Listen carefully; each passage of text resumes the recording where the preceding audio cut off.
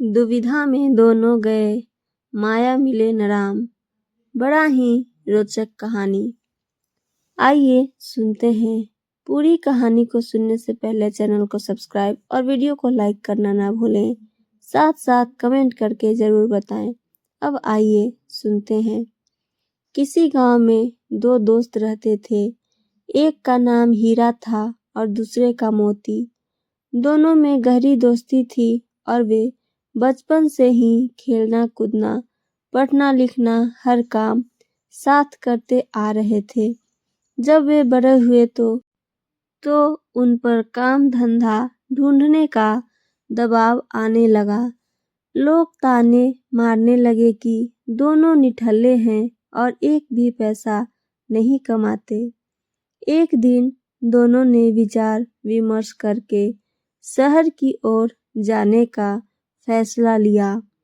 अपने घर से रास्ते का खाना पीना लेकर दोनों भोर होते ही शहर की ओर चल पड़े। शहर का रास्ता एक घने जंगल से होकर गुजरता था। दोनों एक साथ अपनी मंजिल की ओर चले जा रहे थे। रास्ता लंबा था, सो उन्होंने एक पेड़ के नीचे विश्राम करने का फैसला लिया। दोनों दोस्त विश्राम करने बैठे ही थे कि इतने में एक साधु वहां पर भागता हुआ आया। साधु तेजी से हाँफ रहा था और बेहद डरा हुआ था। मोती ने साधु से उसके डरने का कारण पूछा। साधु ने बताया कि आगे के रास्ते में एक डायन है और उसे हराकर आगे बढ़ना बहुत ही मुश्किल है। मेरी मानो तुम दोनों यहीं से वापस लौट जाओ। इतना कहकर साधु अपने रास्ते को लौट गया। हीरा और मोती साधु की बातों को सुनकर असमंजस में पड़ गए। दोनों आगे जाने से डर रहे थे। दोनों के मन में घर लौटने जाने का विचार आया, लेकिन लोगों के ताने सुनने के डर से उन्होंने आगे बढ़ने का निश्चय किया। आगे का रास्ता और भी घना था और वे दोनों बहुत डरे हुए भी थे। कुछ दूर और चलने के बाद उन्हें एक बड़ा सा थैला पड़ा हुआ दिखाई दिया।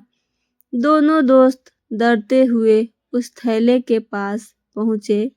उसके अंदर उन्हें कुछ चमकता हुआ नजर आया। खोलकर देखा तो उनकी खुशी का कोई ठिकाना ही न रहा। उस थैले में बहुत सारे सोने के सिक्के थे।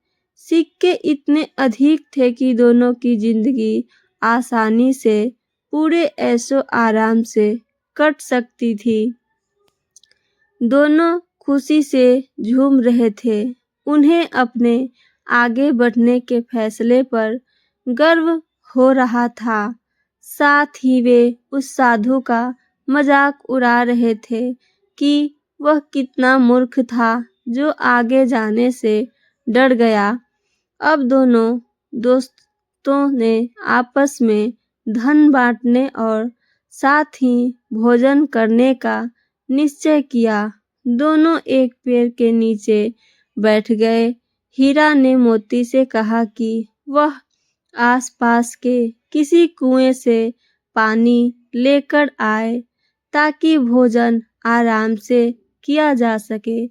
मोती पानी लेने के लिए चल पड़ा। मोती रास्ते में चलते चलते सोच रहा था कि अगर वो सारे सिक्के उसके हो जाएं तो वो और उसका परिवार हमेशा राजा की तरह रहेगा। मोती के मन में लालच आ चुका था। वह अपने दोस्त को जान से मारने की योजना बनाने लगा। पानी भरते समय उसे कुएं के पास उसे एक धारदार हथियार मिला। उसने सोचा कि वो इस हथियार से अपने दोस्त को मार देगा और गांव में कहेगा कि रास्ते में डाकुओं ने उन पर हमला किया था। मोती मन ही मन अपनी योजना पर खुश हो रहा था। वह पानी लेकर वापस पहुंचा और मौका देखते ही हीरा पर पीछे से वार कर दिया।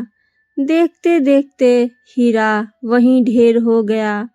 मोती अपना सामान और सोने के सिक्कों से भरा बैग लेकर वहां से वापस भागा। कुछ 1 घंटे चलने के बाद वह एक जगह रुका। दोपहर हो चुकी थी और उसे बड़ी जोर की भूख लग आई थी। उसने अपनी पोटली खोली और बड़े चाव से खाना खाने लगा, लेकिन ये क्या, थोड़ा खाना खाते ही मोती के मुंह से खून आने लगे और वह तड़पने लगा। उसे एहसास हो चुका था कि जब वह पानी लेने गया था तभी हीरा ने उसके खाने में कोई जहरीली जंगली बूटी मिला दी थी। कुछ ही देर में उसकी भी तड़प तड़प कर मृत्यु हो गई।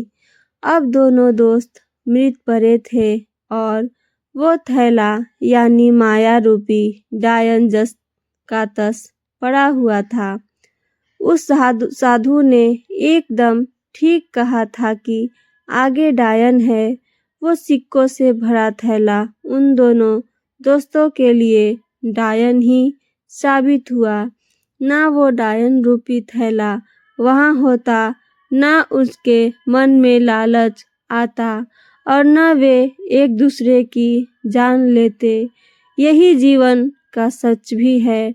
हम माया यानी धन दौलत संपदा एकत्रित करने में इतना उलझ जाते हैं कि अपने रिश्ते नातों तक को भुला देते हैं।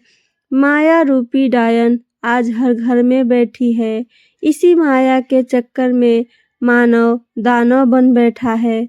हमें इस प्रेरक कहानी से ये सीख लेनी चाहिए कि हमें कभी भी पैसों को जरूरत से अधिक महत्व नहीं देना चाहिए और अपनी दोस्ती, अपने रिश्तों के बीच में इसको कभी नहीं लाना चाहिए। और हमारे पूर्वज भी तो कह गए हैं, माया के चक्कर में दोनों गए, माया मिले न राम। तो ये थी आज की कहानी। आप चाहे किसी भी समाज से हो, अगर आप अपने समाज के किसी भी उभरते हुए व्यक्तित्व से जलते हो या उसकी निंदा करते हो तो आप निश्चित रूप से उस समाज के लिए कलंक हो। मेरी कहानी आप सबको पसंद आई हो तो चैनल को सब्सक्राइब और वीडियो को लाइक, साथ साथ अपना कमेंट करना ना भूलें। सुनने के लिए धन्यवाद दोस्तों।